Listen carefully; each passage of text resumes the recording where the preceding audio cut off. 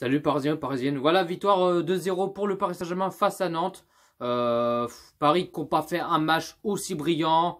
Un match, je vais dire pas terrible, mais on a vu les joueurs qui ont rien à foutre, qui marchent en pieds nus, en pantoufles. Franchement, ils étaient complètement à la ramasse, les joueurs. Pourtant, ils étaient à la maison, à domicile au Parc des Princes, qui... Normalement, ils devraient faire un match aussi brillant et tout, tu vois ce que je veux dire? Mais non, les joueurs, ils s'en battent les steaks, ils en ont rien à foutre.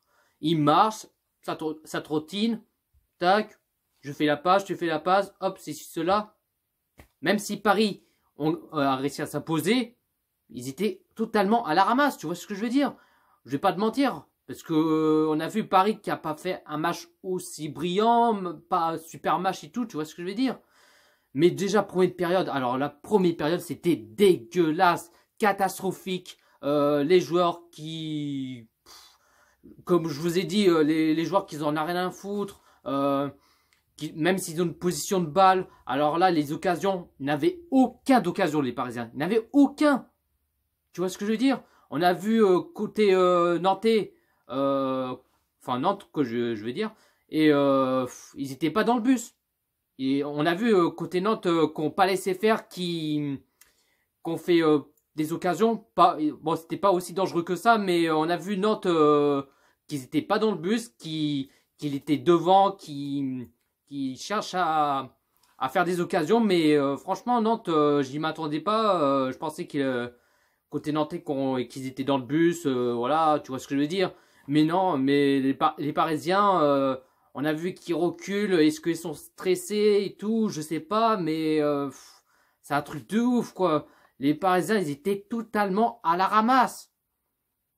Même pas d'occasion, même pas des tirs cadrés, ils n'avaient aucun. À part, ils n'avaient juste un tir, mais côté nantais, ils ont fait plus d'occasions que Paris, tu vois ce que je veux dire? C'est un truc de ouf, quoi.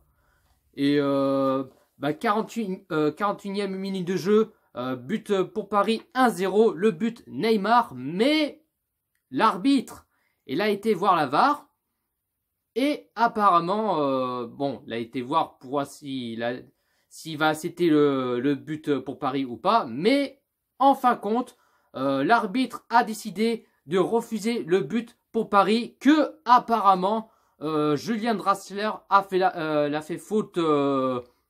Et j'ai même pas vu la faute de Draxler. Ça, j'ai pas compris. Ce putain de la de merde. Ça commence à me casser les couilles, sérieusement.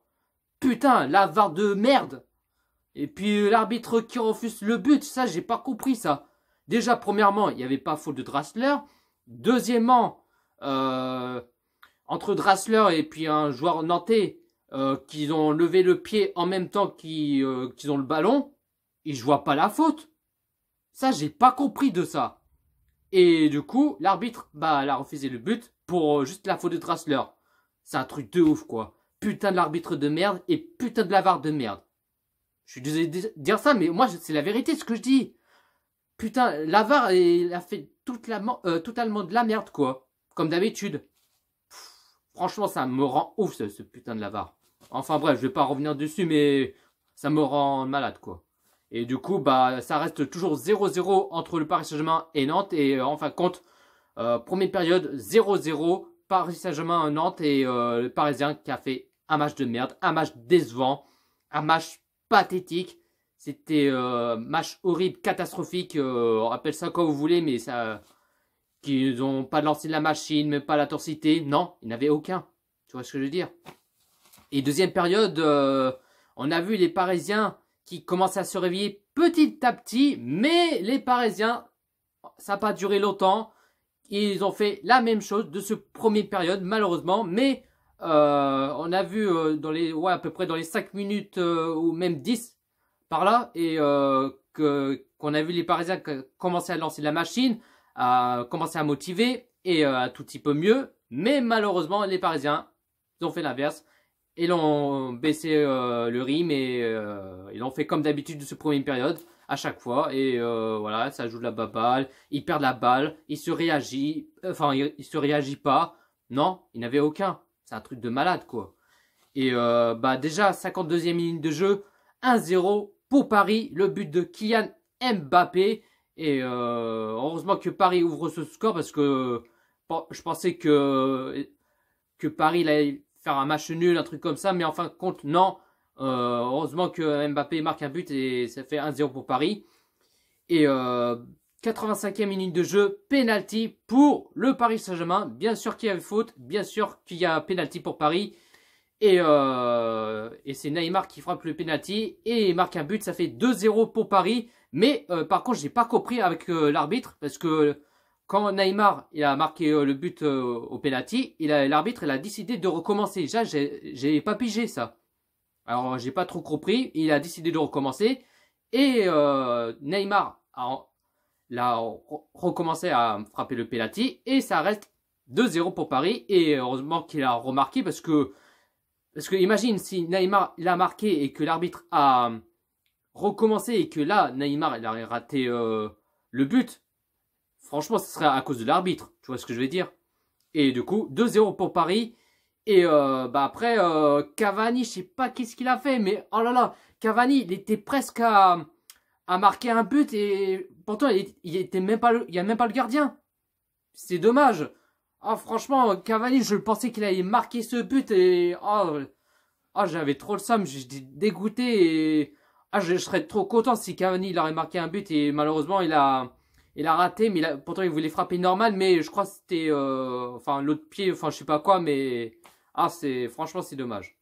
Et score final 2-0 pour Paris, mais comme je vous ai dit, c'était un match de merde, pas aussi brillant. Ils étaient un peu à la ramasse, mais franchement, les joueurs, voilà, tu vois ce que je veux dire.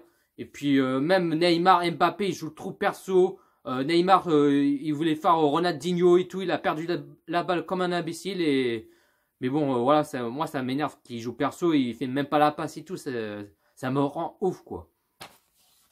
La composition qu'il a mis Thomas Tuchel en 4-3-3. En gardien, Navas. Navas qu'il avait sauvé, je sais pas combien de fois, il a arrêté plusieurs fois. Il a arrêté au moins, je sais pas, au moins 5 ou 6 arrêts. Même à la fin du temps additionnel, il avait sauvé, il a failli prendre un but parce que heureusement qu'il l'avait arrêté, qu'il l'avait sauvé. Mais franchement, Navas, il est en feu. Il a fait un bête de match, mais franchement, il a fait... franchement, il n'y a rien à dire, mais il a fait un bête de match qu'il a en Navas. Défenseur gauche, Kurzawa. Défenseur droit, Meunier. Défenseur central, Diallo, Thiago Silva. Milieu sentinelle, Marquinhos. Milieu gauche, Draxler. Milieu droit, Idrissa Gueye. Attaquant gauche, Neymar. Attaquant droit, Di Maria. Et attaquant pointe, Mbappé. Et les changements pour les Parisiens à la 78e minute de jeu, double changement.